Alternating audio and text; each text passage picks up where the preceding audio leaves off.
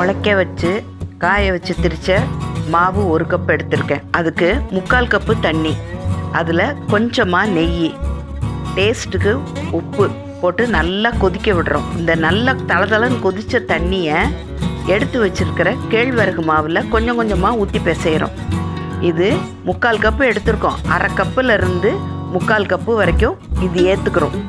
தண்ணி கொஞ்சம் கொஞ்சமாக ஊற்றணும். சூடாக இருக்கிறதுனால தண்ணியை ஊற்றிட்டு அப்படியே மூடி ஆற வச்சிடணும்.